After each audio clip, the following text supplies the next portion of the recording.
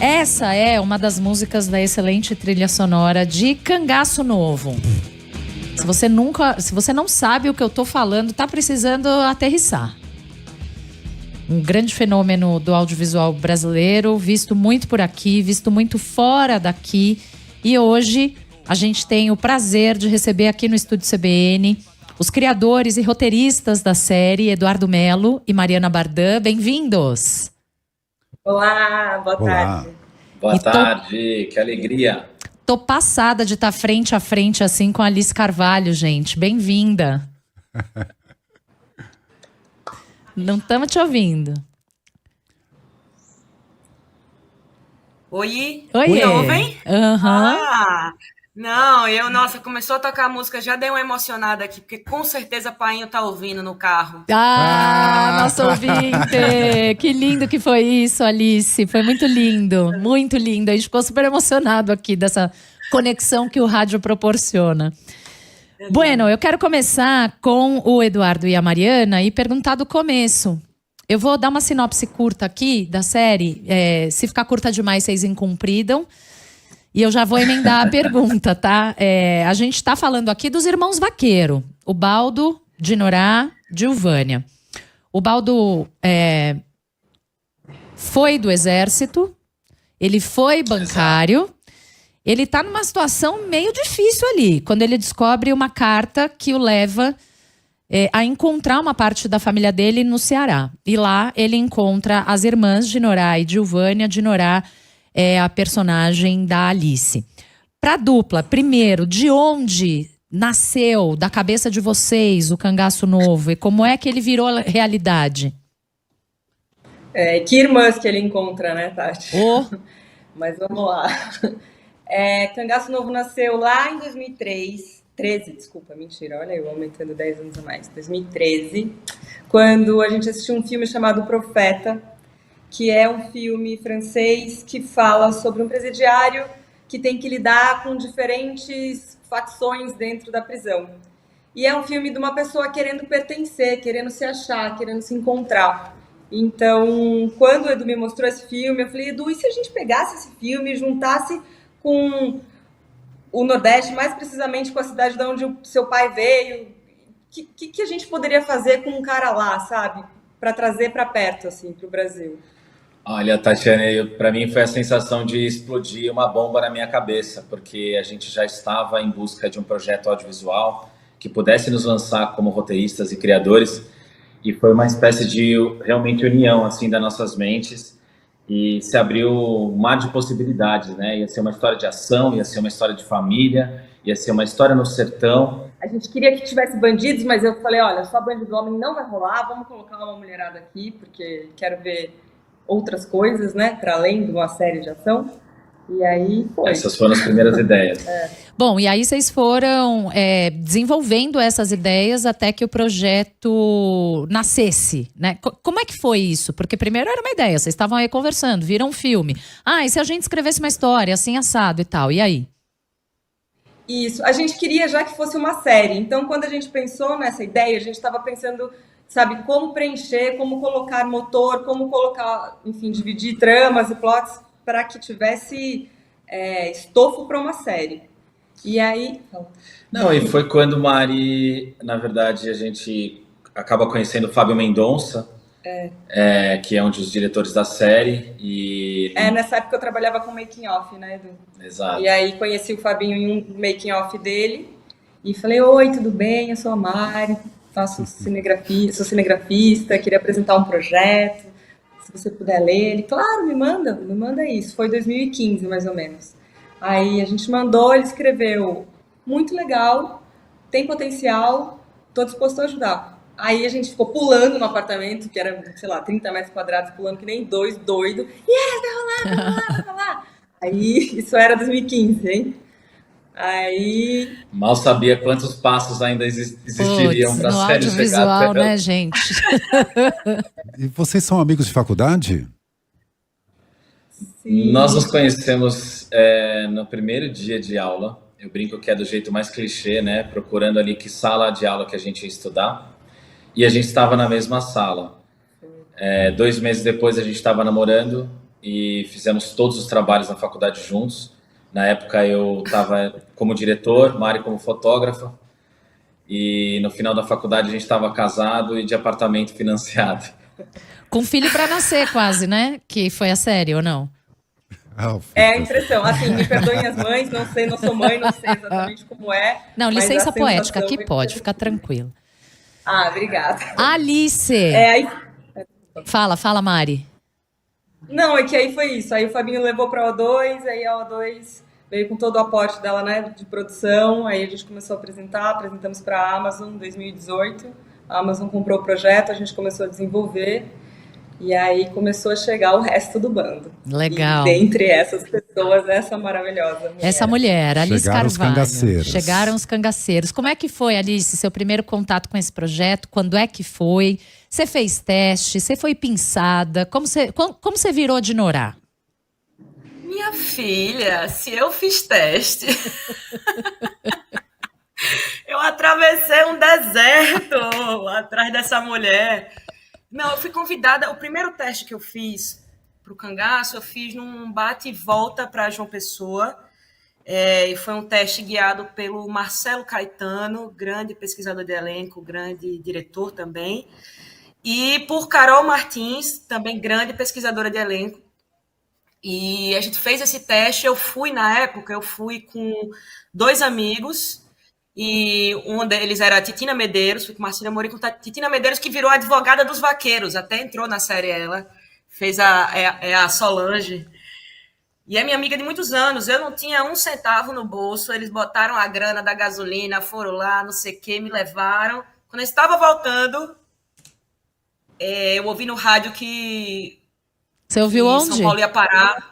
Eu ouvi na CBN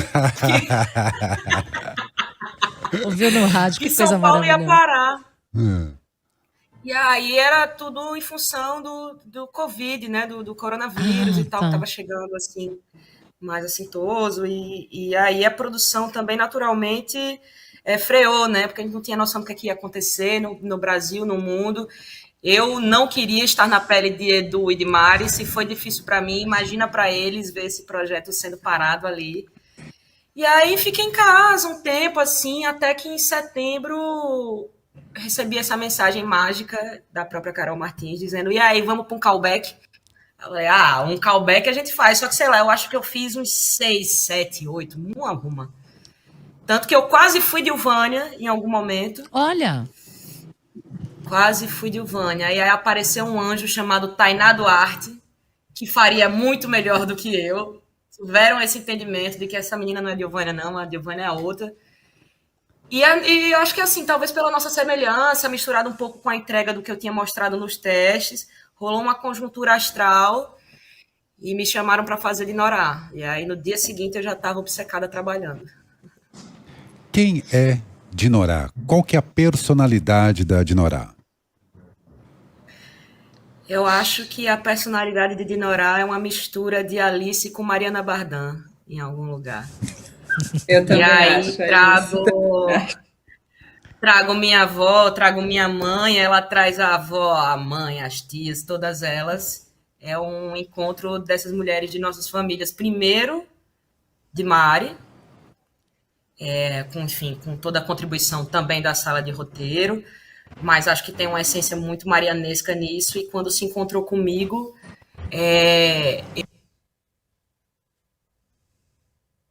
eu de família também, tanto emocional como a conexão que existe com um lugar do Rio Grande do Norte chamado Santana do Matos, que é de onde vem a minha bisavó e a minha avó e toda a minha família materna. E é uma mulher que precisou pegar no ferro para poder sobreviver e poder garantir que nada aconteceria às mulheres de sua família. Tia Zéza, Dilvânia, e que talvez inconscientemente sempre quis levantar um matriarcado, sem nem saber o que era isso.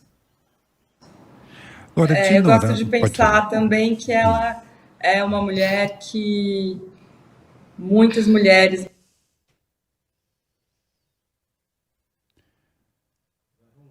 Peraí. gostariam de ser. Volta um pouquinho, Mari, por favor. Uma Você mulher que dizia várias mulheres ela gostariam de ser?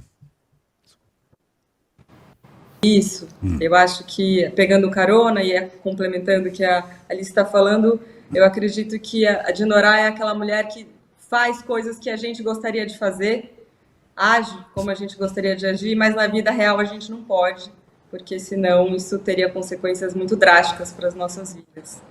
Não. Então, Agora, Alice, tem uma questão que é... Assim, a Dinorah, ela é a única mulher, tá no meio de um grupo só de homens, extremamente machista. Você pode escrever pra gente, contar pra gente um pouco desse ambiente, falar como é que foi a concepção da personagem frente a, sei lá, 14, 15 homens? Só que a Dinorah é respeitada, pacas. A Dinorah é braba, pacas. Como é que foi? Eu acho que teve uma junção de algumas coisas, né? Quando eu fui selecionada, eu não sabia quem ia estar junto. E aí, no dia seguinte, eu já comecei a entrar numa coisa de pesquisa sobre essas heroínas de gênero. E até chegar ao roteiro também, comecei a entrar numa onda de pesquisar as grandes atrizes que já tinham feito esse tipo de protagonista, esse tipo de heroína, ou de anti-vilã ou anti-heroína. Eu não sei onde é que Dinorah se encaixa. Gosto dessa dualidade também, anti-vilã. Mas eu encontrei na sala de preparação 14 ou 15, você falou bem, também estou confusa sobre esse número, mas 14 ou 15 colegas que estavam muito dispostos ao enfrentamento e a me ajudar que eu vencesse esse enfrentamento, sem dar mole. Então, eu tinha comigo o fantástico Rodrigo Garcia, que interpreta Ameaço, os que eram antagônicos a mim, né? Tinha Rubens Santos fazendo Facão, que é meu amigo há mais de 10 anos. Antes de qualquer coisa, a gente já se conhecia. Eu tive uma força de... Eles não abriam fácil para mim, justamente pela nossa intimidade. Mas quando eu tinha mais medo de dar um passo, de falar mais alto, de falar mais forte, mais firme, eu ouvia a vozinha no meu ouvido assim, vai, amiga, pode bater de verdade. Se precisar bater de verdade, bate de verdade. Empurra de verdade, não vai machucar. E era assim, a gente vivia muito em bando também, sabe? Na nossa concentração, no hotel, na preparação. E acho que das coisas mais bonitas que aconteciam era ver aquele monte de brucutu completamente imersos no processo também, todos falando da importância de Dilvânia, de Dinorah, de Zézia e de Leiniane, sabe? Entendendo desde aquela época que era uma história de violência e de crime, mas de um drama familiar que era sustentado pelas mulheres que estavam em menor número, mas que não eram menos poderosas que eles. Então, isso foi uma mola propulsora e eu só tenho que agradecer aos meus colegas do bando, porque eu não conseguiria gritar mais alto e falar mais alto se eles tivessem facilitado para mim ou se eles tivessem fechado completamente a guarda e tivessem sido machistas. Não foram. Alice, eu li uma frase sua num perfil lindo que a Folha de São Paulo fez sobre você, sobre a sua vida, sobre o seu trabalho, que eu acho que tem a ver com isso. Você diz, eu não criei essa raiva, eu experimentei essa raiva. Essa raiva já estava em você? Onde ela estava? E como é que você trouxe ela à tona? Eu acho que vivendo numa sociedade tão patriarcal e tão machista como a gente vive, é muito comum, existe uma realidade dura e difícil comum a todas nós mulheres, que é sermos atravessadas pela violência de gênero, enfim, diversas qualidades diferentes de assédio moral, sexual, violência doméstica. Infelizmente, é uma coisa que une muitas de nós. E eu acho que essa raiva e essa indignação, ela mora muito dentro das pessoas sobreviventes, assim como eu, assim.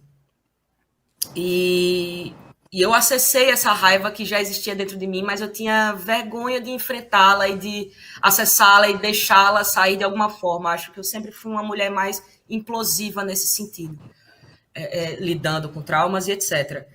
E a sala de preparação foi um bálsamo, assim, porque eu pude falar sobre abuso na infância, dialogar com isso, que é um tema que já era recorrente em minha vida, e grilo nenhum falar sobre isso aqui na rádio. Acho que, inclusive, quem tiver capacidade, saúde mental para falar sobre isso, acho de suma importância esse diálogo aberto. Mas o processo em sala de preparação me permitiu quebrar essa coisa de eu não tenho que ser fofa e dizer eu perdoo e vou seguir em frente. Pode ser que eu perdoe, mas eu não posso abreviar as sensações. Eu acho que eu vivia de uma maneira a abreviar as sensações. A raiva ela é muito importante, assim como a alegria, a tristeza, a efusividade em algum momento, a autocelebração, não sei. Mas eu tinha muita vergonha, porque a gente é ensinado que não pode acessar esse lugar, né? E acho que Mari também pode falar um pouco mais sobre isso, já que a canetada foi dela, isso já estava presente no roteiro de uma maneira muito nítida. Fala, Mari. Na verdade, o que eu vou falar, eu vou concordar 100% com você, porque é exatamente desse lugar tão infelizmente comum, né? Pode ser na infância, pode ser na adolescência, pode ser mais velha, pode ser numa reunião, pode ser em casa. Os abusos existem muitos, de muitas formas, e é muito cansativo, exaustivo, triste e avassalador, assim. Então, poder falar sobre isso, mas de um lugar em que o que a gente faz com isso, né? A gente não é isso, a gente é o que a gente consegue fazer, e eu espero conseguir fazer personagens que consigam ir para frente. Porque... Sem uma trava moral, né? Que foi bem o que a Alice disse, quer dizer, pode ser que eu te perdoe um dia, mas nesse momento o que eu sinto por você é muita raiva. E poder expressar essa raiva sem uma trava moral. E sem medo dos sentimentos também, né? Porque a gente também tem bastante medo do que a gente sente, e aí não sente direito, e aí quando vê, o sentimento virou outra coisa, virou um coágulo aqui, virou uma doença, e isso não faz bem, né? Saudável é a gente conseguir sentir tudo na sua maior amplitude, assim. Agora, eu acho muito interessante que a Mari... Pode falar. Oi, Fernando. Não, eu ia falar muito interessante a Mari e a Alice trazerem essa ideia dos sentimentos e como isso foi motor e propulsão pra gente em várias dimensões e em vários personagens, né? O Baldo tem uma vida quase vazia, né? Ele não pertence a lugar nenhum. E ele chega num certo lugar e essa herança ela não é só financeira, né? O momento exatamente do encontro com as irmãs se abre para um estado emocional que eu falo agora em minha defesa, num lugar da gente brigar, que eu falava, a gente precisa mostrar um cangaceiro que chora, a gente precisa mostrar um cangaceiro que sente medo, e que não porque ele consegue fazer, ele gosta do que está fazendo. E aí era o caminho de trazer uma complexidade de emoções, né? E que eu acho que a gente, junto com esse elenco inominável, conseguiu chegar. É legal ver vocês falando que vocês estão super felizes com o resultado. Dá pra ver na cara de vocês. A Mari está gargalhando, apenas isso, assim, à toa. Alice, tem uma coisa que eu achei muito interessante, até conversei com a Tati antes da entrevista, que é as lutas que você encena. Como é que você se preparou para essas lutas corporais? As cenas de ação são muito impressionantes. Mó treta, né? Porra. Mari e Edu cansaram de receber vídeo meu em cima de cavalo e dando porrada. Isso na preparação, né? Eu mandava muito pra vocês, lembra? E eu mandava assim, não me troca, não me tira, tô lutando, tô montando a cavalo, sou braba. Por favor, não me troca. Olha, eu lembro muito quando você... Você aprendeu luta, Alice? Você já tinha alguma familiaridade com contato físico, com um embate físico, alguma coisa assim? Eu tive muito novinha... pai e mãe me colocaram para fazer karatê na escola, mas em função de eu ser muito danada, muito peste mesmo. Minha mãe, inclusive, foi a maior defensora disso. E eu fiz karatê, eu acho que eu fiz karatê pouquíssimos anos. Era uma coisa que eu era tão novinha que eu não consigo lembrar. Tá. Foi até a faixa amarela, uma coisa assim, mas depois também nunca mais. Aí, quando chegou Dinorá, qual era a primeira descrição física de Dinorá, por favor, Eduardo Melo? Esculpida em madeira maciça. Porra, esculpida em madeira maciça é crossfit, né, minha filha? É. Aí fui fazer. Fui fazer um bom crossfit, levantamento de peso. Aí tem meu primo Bruno, ele é mestre de Muay Thai. E aí eu liguei pra ele e eu fiz assim, olha papai, você pare de dar aula pro resto das pessoas, vai dar aula só pra mim e vamos ficar comigo na semana treinando. Ele ficava pra cima e pra baixo lá em casa, não sei o que, ele passava horas e eu entendendo o fundamento da coisa, porque não é que eu ia bater de verdade nas pessoas, mas plasticamente eu tinha que ter uma consciência corporal dali, porque não era porradeira, velho, é isso. Aí fui fazer jiu-jitsu. Alice, sabe o que eu lembrei? Não. Eu lembrei de quando. Lembra quando você escreveu para mim, pro Edu, e ficou falando: Ô Mari, Edu, vamos aqui achar umas referências de heroína, de super-heroína, de anti-heroína, do raio que fosse, pra gente conseguir, né? Pra ter uma referência e tal. E aí a gente ficou pesquisando. Quem que aparecia? Acho que foi Tomb Raider, foi que apareceu. Olha. A Alicia Vikander, né? E aquela Zoe Saldanha também. Não encontrava, era difícil. Mas a conclusão é que a gente não encontrava uma pessoa como Dinorah. Isso deu até uma felicidade. Maravilhoso. Né? Fazer, uma heroína original, brasileira, do Nordeste. Coisa linda. Braba demais. Eu queria falar um pouco sobre as cenas de ação. Para lá das cenas de luta, as cenas de ação são muitas. E eu sei que vocês tiveram colaboração de gente graudíssima para fazê-las. Eu queria que vocês falassem um pouco sobre isso. Quem é ou quem são as pessoas responsáveis por essas cenas? Olha, primeiro teve um trabalho dentro da sala de roteiro, com os diretores, né, com o Fabinho que tinha acompanhado pelo menos essa etapa inicial, que a gente queria cenas de ação e que não fosse só a violência, mas que dentro das cenas elas progredissem dramaticamente. Então, para a gente, as cenas tinham que sempre ter um palco dramático junto e os acontecimentos para reverberar em outras áreas. E o desafio era enorme, né? A gente tem gente sem camisa, amarrada num capô e que caía do carro em movimento. E o Jordi Casares foi, acho que, convidado tanto pela Amazon quanto pelos diretores. Ele é um especialista em cenas de ação, em capotamento, em cenas de luta. Ele já tinha ali esse caldo, né, para trazer, e foi impressionante como ele se integrou com a equipe, e daqui a pouco era o gringo cangaceiro, e virou foi Jordinho. intenso. Jordinho cangaceiro. Não, o cara, ele, tipo assim, tem Indiana Jones no currículo dele, sabe? Um monte de coisa, assim, estratosférica. Aí, no final, saiu apaixonado por o Baldo Vaqueiro. É sobre isso. Quem é Harrison Ford, né, gente? Quem? Exatamente, eu sou mais Alan Souza Lima. É isso aí. Sou muito mais Alan Souza Lima. Por falar nisso, eu queria que vocês falassem um pouco do elenco. E assim, dá muita satisfação quando a gente vê uma obra audiovisual dessa magnitude, com essa qualidade, com atores que a gente nunca viu, ou viu em um ou outro lugar. Mas eu quero dizer, você conhece atores que atuam, com perdão da redundância, fora do eixo Rio-São Paulo e dá aquele chablau na nossa cara do tipo, olha a riqueza que a gente tem de mão de obra artística nesse país, né? Eu queria que vocês falassem um pouco do elenco, porque Alice já tinha feito alguns trabalhos, o Alan também, mas não são exatamente caras super conhecidas do grande público, né?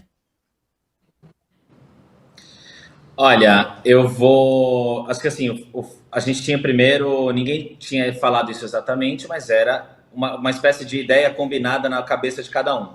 Esse elenco tem que ser nordestino, essa série tem que ser filmada no Nordeste. Era algo que quase que não precisava ser proferido.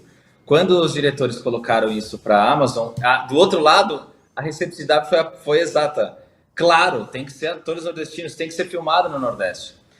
E aí, por um outro lugar, para nós era também importante, não sei, aí vou falar um pouco por mim, Mari também, mas eu tinha esse desejo e esperava que a série revelasse não só todo esse elenco que a gente, quanto nós mesmos, quanto toda essa equipe, que de certa forma estreia em algum lugar sobre o que foi feito em Cangaço Novo. E para mim, a gente podia assistir os testes, mas essas decisões são tomadas por diversas pessoas. Mas para mim foi lindo e enigmático, assim, tanto a Alice quanto o Alan. Os testes que eu assisti, eles entraram na sala, eles não tinham dito nada, e na minha cabeça foi: a Dinorah entrou na sala. O Balto entrou na sala. Eles não tinham nem aberto a boca ainda, só deu um passo, era uma coisa, para mim foi meio espiritual, assim, esse encontro, sabe? Do meu lado, acho que eu queria demais que, assim como a gente fez a série para ser uma oportunidade para a gente entrar no mercado audiovisual, que isso se espalhasse em todas as áreas. Não só também no elenco, mas que toda a equipe, sabe, que todo mundo pudesse ter ali uma oportunidade para brilhar. Era o que eu mais queria, assim. Alice tem uma carreira artística que vem desde a infância dela. E eu vou pedir, já vou deixar esse convite aqui no ar, para que seu próximo trabalho você volte aqui para a gente falar mais sobre a sua vida, sobre a sua infância, sobre como todos esses talentos artísticos na música, no teatro, no cinema. Ela é escritora, ela faz de um tudo, minha gente. Eu quero saber melhor como é que esses talentos artísticos começaram a surgir, porque eu sei que foi quando você era pequena. Mas enfim, hoje infelizmente não vai dar tempo, é por isso que eu tô deixando esse convite aqui. Porém, são 4 horas, eu quero saber se vocês podem ficar mais assim uns 7 minutos. Sim! Então peraí, a gente vai pro repórter CBN e já volta então. Segura aí, a gente tá conversando agora com os criadores e roteiristas da série Cangaço Novo, Eduardo Mello e Mariana Bardin, e com a atriz Alice Carvalho, que faz a Dinorah. Rede CBN. A gente volta muito rapidamente para conversar com os criadores e roteiristas da série Cangaço Novo, tá no Prime Video, Eduardo Mello, Mariana Bardin e a protagonista, a atriz Alice Carvalho, que interpreta a Dinorah. Tem uma informação sobre a série que me deixou super curiosa e eu quero jogar para vocês para saber qual é a possível explicação que vocês têm para isso. A série é muito vista aqui, mas ela também é muito vista em países africanos. Apesar de contar uma história bem brasileira. Tem alguma explicação para isso? Vocês acham que há algum tipo de identificação? Alice, você já pensou sobre isso? Olha, não muito, assim, não entrei muito nessa onda de refletir sobre, mas eu acho que o Sul Global se entende em diversos aspectos, né? E nas desigualdades, principalmente, mas tem uma coisa que a Malu Miranda falou em uma das coletivas Malu Miranda, a head de conteúdo da Amazon Brasil, e ela falou sobre ser uma história universal, né, de personagens que buscam uma reconexão com a ancestralidade. E eu acho que isso é passível de identificação no mundo inteiro. E acho que isso é um caminho acertado e bonito que toda a sala de roteiro fez de uma maneira muito orgânica e que culminou nesse apaixonamento coletivo das pessoas que a gente está recebendo com muita surpresa e muita alegria. Mas ser uma história que tem elementos universais, e tem mesmo, poderia fazer com que a série fosse muito vista na Suécia. Poderia fazer com que a série fosse muito vista, sei lá, no México. No México ela é bem vista também, se eu estou bem lembrada aqui dos números. O que é que tem de específico e que liga os países africanos que estão vidrados na série com a história que se passa em Cratará? Eduardo, Mariana, vocês têm palpite? Olha, Tati, você sabe que essa coisa, a gente no fundo não tem uma informação das próprios streamings, né? Eles nunca colocam as suas informações. O que a gente capturou foi assim, Twitter, sites especializados. E você falou da Suécia, até tweet em sueco a gente achou. Está sendo vista também na Suécia, meu bem. Exatamente. Teve uma resenha em alemão também. Então, eu acho que assim, quando a gente coloca uma coisa com muita emoção, com muita humanidade, eu acho que isso quebra as barreiras, isso mostra que essa ideia, né, de território, essa ideia que às vezes nos separam, vira uma teoria, né? A gente está ali sobre questões humanas, sobre nossas necessidades, nossos medos. E eu acho que a série tem conseguido conversar com muitos públicos nesse sentido. E eu concordo muito com a Malu, são temas universais, pertencimento, luta, conquista, traumas, todo povo tem, né? Em algum lugar.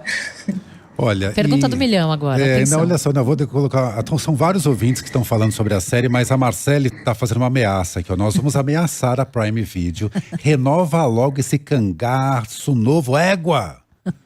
E aí, a segunda temporada? Aí, Alice, Amados. deixa a Digitado por Dinorá.